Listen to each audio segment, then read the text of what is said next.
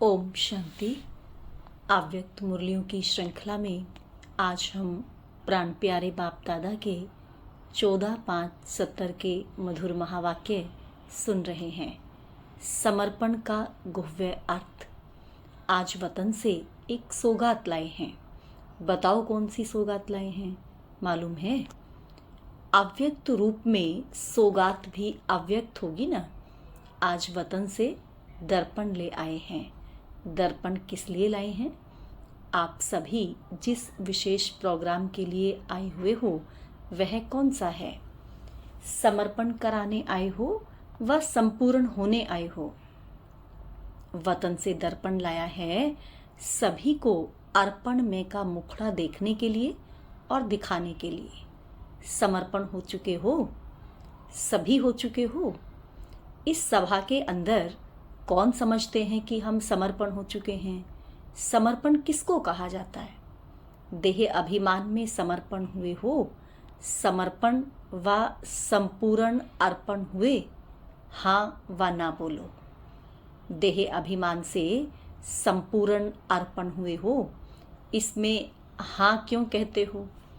स्वभाव अर्पण हुए हैं तो कहा इसमें पुरुषार्थ है।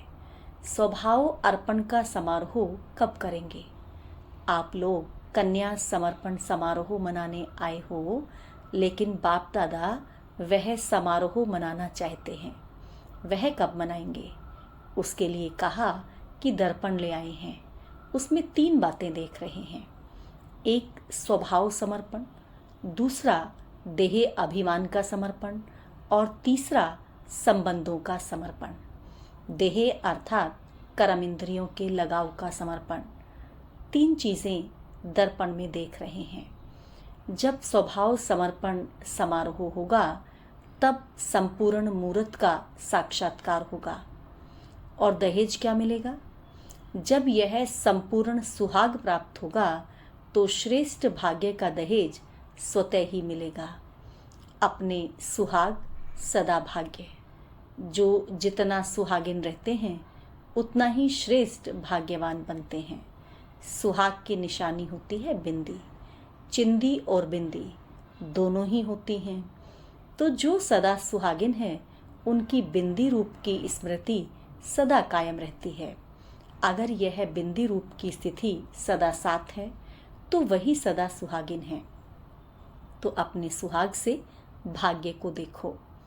जितना सुहाग उतना भाग्य है। अविनाशी सुहाग तो अविनाशी भाग्य है। सदा अपने सुहाग को कायम रखने के लिए 4 बातें याद रखनी हैं। कौन सी 4 बातें? 4 बातों में से कोई एक बात भी बताओ। जैसे स्थूल दहेज तैयार करके आए हो ना, वैसे इसका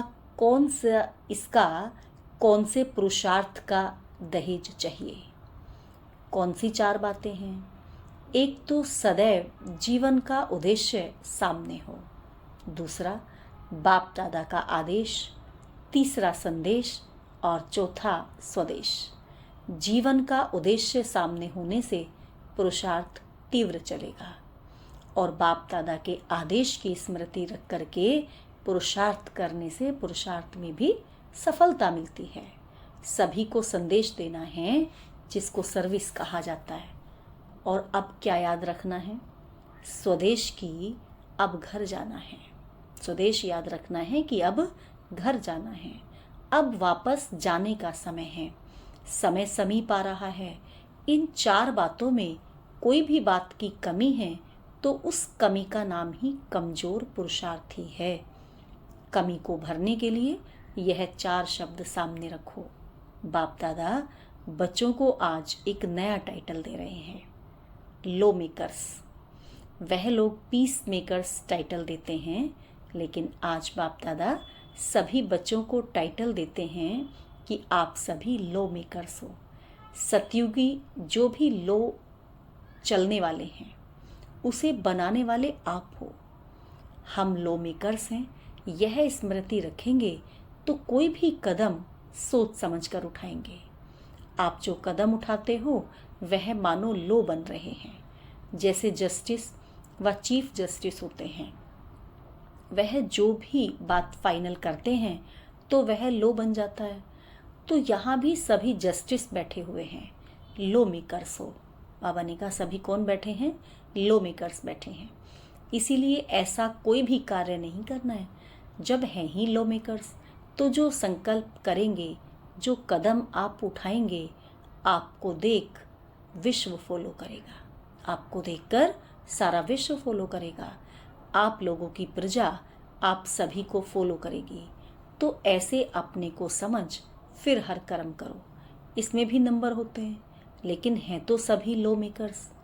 आज बाप दादा इस सभा को देख हर्षित हो रहे हैं। कितने लो मेकर्स इकट्ठे हुए हैं, ऐसा अपने को समझकर चलते हो। इतनी बड़ी जिम्मेवारी समझकर चलने से फिर छोटी छोटी बातें स्वतः ही खत्म हो जाती हैं। स्लोगन भी है, जो कर्म मैं करूँगा मुझे देख सभी करेंगे। यह स्लोगन सदैव याद रखेंगे, तभी कार्य ठीक से कर सकेंगे। अपने को अकेला नहीं समझो। आप एक एक के पीछे आपकी राजधानी है, वे भी आपको देख रहे हैं। इसीलिए यह याद रहे कि जो कर्म मैं करूँगा मुझे देख सभी करेंगे।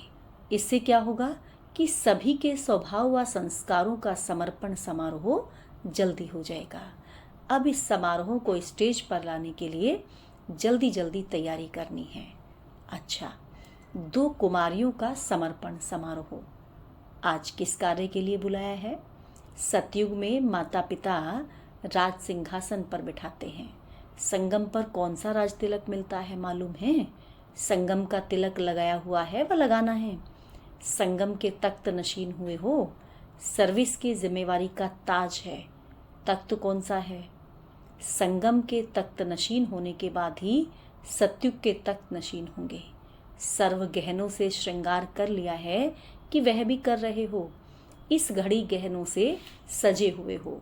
संगम युग से ही यह सारी रस्म रिवाज आरंभ हो रही है, क्योंकि संगम युग है सर्व बातों का बीज डालने का समय।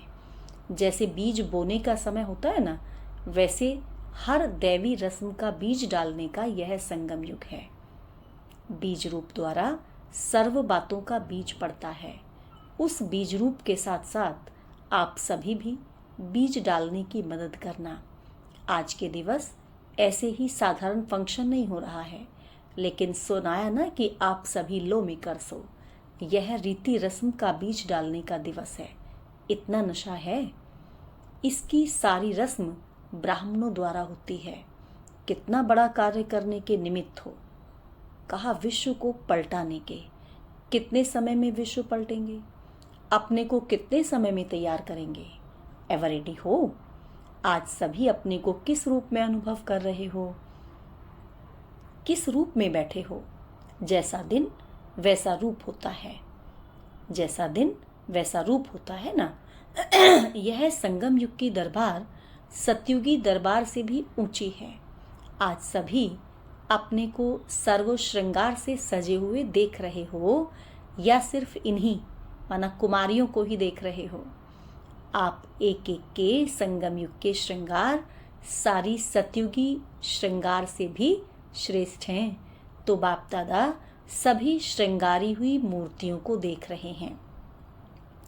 सतयुगी ताज, इस ताज के आगे कुछ भी नहीं है। संगम का ताज पड़ा हुआ है। यह ताज और तख्त सदैव कायम रहे, इसलिए क्या प्रयत्न करेंगे? इसके लिए 3 बातें याद रखनी हैं। यह जो स्वयंवर का समारोह होता है, जो ताजपोशी में जो रीति रस्म होती है, वह सभी यहाँ संगम पर ही किस न किस रूप में रीति रस्म होती हैं। कितने प्रकारों की रस्म है? एक ब्राह्मणों द्वारा होती है, दूसरा कोर्ट द्वारा, तीसरा मंदिरों और गुरुओं द्वारा। इन तीनों रस्मों का किस न किस रूप में यहाँ बीज पड़ता है। यह मधुबन मंदिर भी है, चैतन्य मंदिर है। इस मंदिर के बीच आत्मा और परमात्मा की लगन होती है। साथ साथ कोर्ट का जो रिवाज है वह भी यहाँ से शुरू होता है। सुनाया ना कि आप लो मेकर्स हो। इन्हों के आगे यह वायदा करेंगे तो यह कोर्ट हुई ना। तीनों ही रस्म इस संगम पर अलौकिक रूप से होती हैं, जिसका यादगार स्थूल रूप में चलता रहता है। अच्छा, 3 बातें कौन सी याद रखनी है? एक तो अपने को उपकारी समझकर चलना है, दूसरा निरअहंकारी, और तीसरा अधिकारी।